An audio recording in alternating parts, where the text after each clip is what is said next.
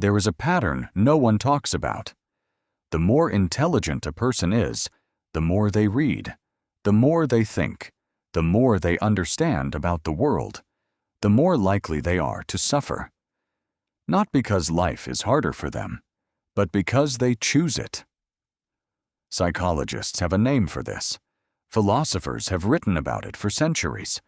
And if you're watching this channel, there's a high probability you already know what it feels like, even if you've never had the words for it. Today, we're giving you those words.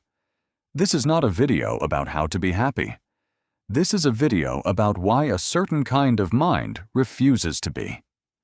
In 1908, a psychologist named Charles Spearman published a paper that would quietly change how we understand the human mind. He discovered something he called the G factor, a general intelligence that underlies all cognitive ability. The higher your G factor, the better you perform across every mental domain: memory, reasoning, pattern recognition, abstract thought. You would think this was purely an advantage. You would be wrong, because what higher intelligence actually gives you is not answers. It gives you more questions. It gives you the capacity to see further into the future and to see everything that might go wrong there. It gives you the ability to model other people's minds and to feel their pain as if it were your own. It gives you the awareness to recognize the gap between who you are and who you believe you should be. And that gap, that precise, merciless, constantly visible gap, is the source of a specific kind of suffering that only certain minds are capable of experiencing. The ancient Greeks had a word for it: melancholia. Aristotle himself asked the question directly in his writings. Why is it that all men who are outstanding in philosophy, poetry, or the arts are melancholic? He was not describing a coincidence. He was describing a law. To understand why intelligent people suffer more, you have to understand what intelligence actually is, not as a test score, but as a lived experience. Intelligence, at its core, is the ability to hold complexity. Most people experience the world as a relatively simple place. Events happen. They respond. Life moves forward. But for a certain kind of mind, every event arrives with 10 layers of implication attached to it. A conversation is never just a conversation. It's a subtle power dynamic, an unspoken emotional subtext, a reflection of something deeper about the other person's psychology. And yours. A decision is never just a decision. It's a chain of consequences extending years into the future that only you seem to be able to see. This is not a gift. Not always. Carl Jung, the Swiss psychiatrist who gave us some of the most precise language we have for the inner life, described this as the burden of consciousness itself. The greater the consciousness, Jung wrote, the greater the capacity for suffering. He was not speaking theoretically. Jung himself experienced what he called his nekia, his descent into the unconscious, between 1913 and 1917, a period of visions, voices, and psychological disintegration so severe that he later said he wasn't sure whether he was losing his mind or encountering something real. What emerged from that breakdown was not destruction. It was the foundation of analytical psychology, the concept of the shadow, the theory of individuation, the map of the unconscious mind that therapists still use today. Jung suffered, profoundly, voluntarily, at times dangerously, and he chose to go deeper instead of pulling back. That choice is the thing we need to understand. Jung's most important idea, and the one most relevant to our question, is the concept of the shadow.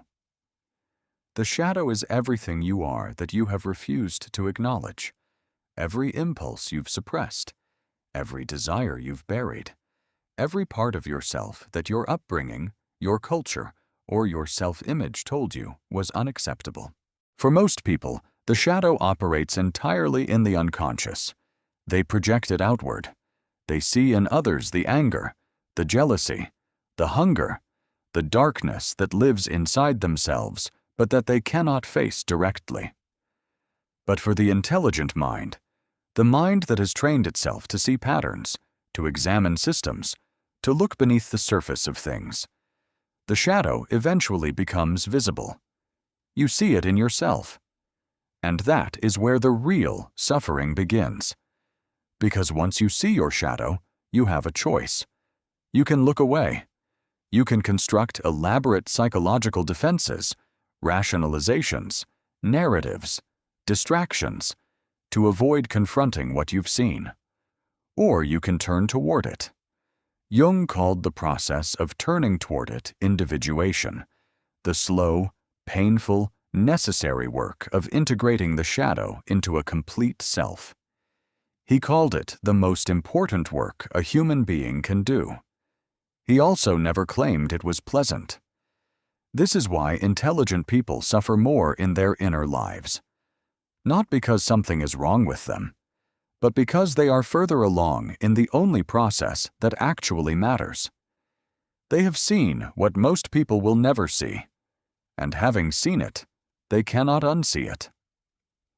Friedrich Nietzsche, who may have understood the psychology of intelligent suffering better than any philosopher before or since, had a phrase for this. "What doesn't kill me makes me stronger," is how it is usually quoted. But that translation is incomplete. What Nietzsche actually wrote was closer to, "That which does not kill me makes me stronger," meaning it is not the survival alone that strengthens you. It is the confrontation, the willingness to remain in the fire. Nietzsche believed that suffering was not something to be eliminated. It was something to be directed, transformed, made meaningful.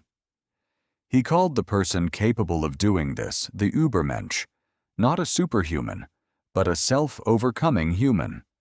Someone who takes the raw material of their pain and forges it into something that expands their capacity for life.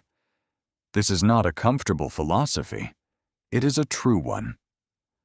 Viktor Frankl, the psychiatrist who survived Auschwitz and emerged to write Man's Search for Meaning, reached the same conclusion from the opposite direction.